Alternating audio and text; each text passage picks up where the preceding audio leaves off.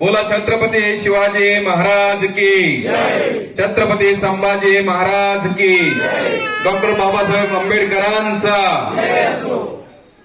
मित्रांनो, आज महाआरतीचा हा सोहळा आणि त्यासाठी व्यासपीठावर उपस्थित असलेले हरिभक्त परायण पठाडे महाराज, हरिभक्त महाराज काळे गुरुजी, आपल्या शहराचे तरुण तडफदार आणि कडक हिंदुत्व मांडणारे आमचे लाडके आमदार संजूभाऊ केनेकर, भारतीय जनता पार्टीचे ते महामंत्री आहेत.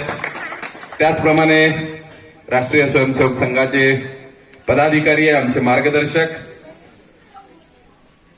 माननीय डॉक्टर दिवाकर दादा कुलकर्णीजी, विश्व हिंदू परिषदेचे प्रांत अध्यक्ष आणि सामाजिक समरसतेचे कार्यकर्ते प्राचार्य डॉक्टर संजयजी गायकवाड सर, या मंडळाचे मंडळाध्यक्ष ऋषिकेश भालेरावजी, प्रसाद कोरकेजी, ज्ञानेश्वर बोरसेजी, व्यंकटेश कमळूजी, विशाल भैया थोरात, आणि ज्यांनी हा कार्यक्रम आयोजित केलेला आहे, ज्यांनी आपल्या सगळ्यांना एकत्र आज आणण्याचा हा जो योग आणलेला आहे, असं हिंदू धर्माचं कायम जागरण करणारे, सगळ्यांना एकत्र ठेवणारे आणि बंधुभाव निर्माण करणारे, या भागाचेच नव्हे तर आपल्या शहराचं तरुण तडफदार हरिभक्त परायण कोळेकर महाराजजी आमचे मित्र आहेत, मार्गदर्शक आहे.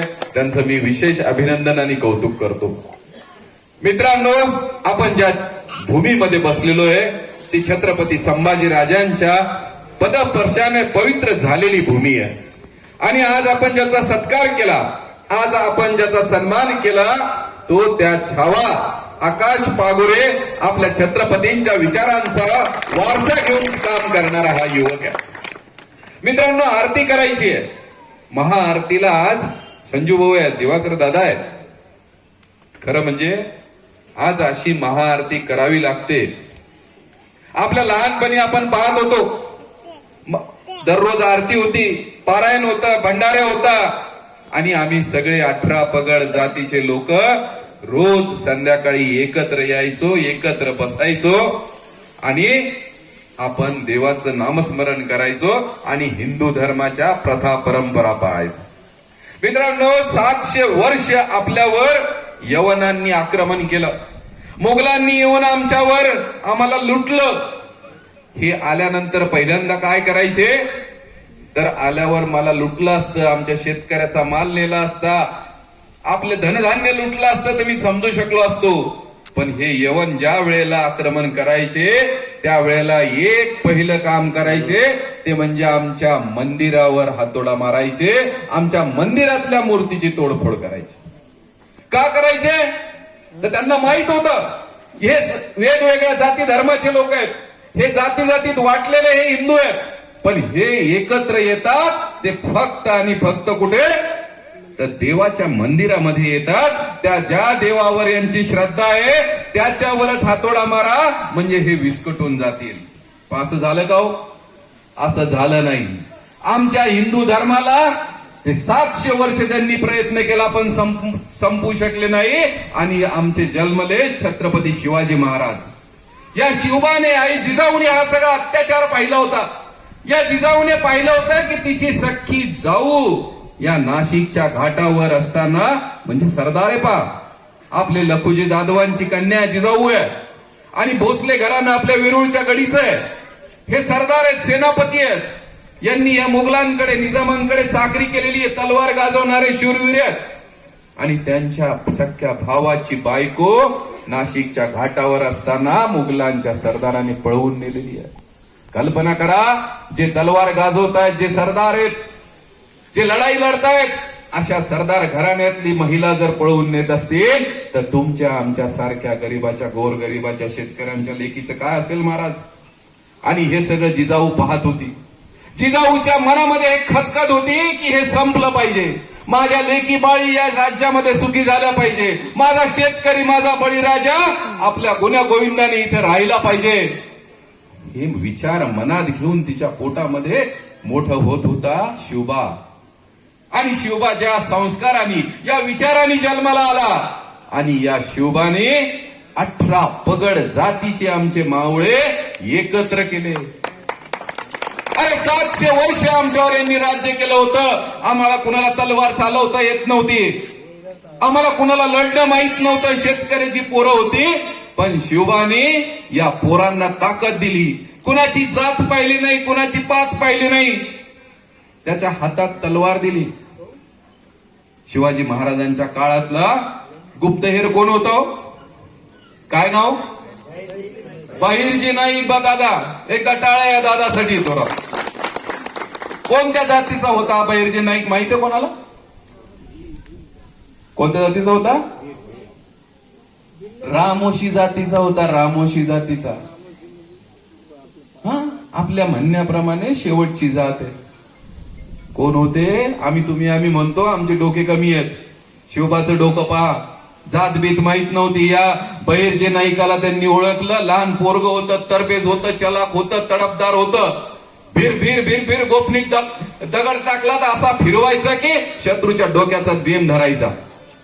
पळायला चलक, तडपदार एकदम. या पोराला त्यांनी आपल्या राज्याचा गुप्तहेर म्हणून नेमलं. त्यांनी 3000 पोरं आपली गुप्तहेर तयार केली. आणि राज्यामध्ये काय पण घडेल, शत्रू कुठे आला, क्षणात बातमी देणारी यंत्रणा जी होती ती आपल्या मोबाईल पेक्षा फास्ट या बहिर्जी नायकाची होती. आग्र्यावरून शिवाजी महाराज सुटका करून आले.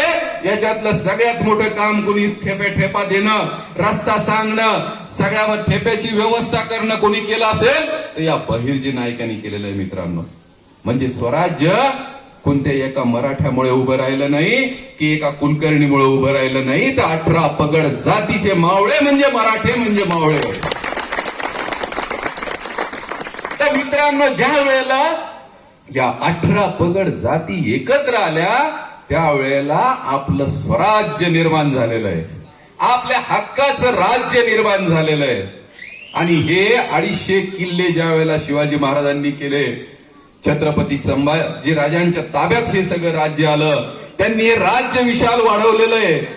आणि 9 वर्षाचा काळ आहे, 9 वर्षाचा युवक आहे हा, लहान बाळ आहे. त्या वेळेला त्यांनी बुद्धराज नावाचा ग्रंथ त्यांनी लिहिलेला आहे. आणि 21व्या वर्षी त्यांनी जी तलवार गाजवलेली आहे, त्यांनी या औरंगजेबाला असं जर्जर करून सोडलं, असं जर्जर करून सोडलं की आता जे आकाश भैया सांगत होता की धर्मांतर करायला येतात. हो, धर्मांतर करायला कुणाचं येतात? आमच्यातल्या गोरगरीब कुटुंब शोधतात, कामवाले शोधतात.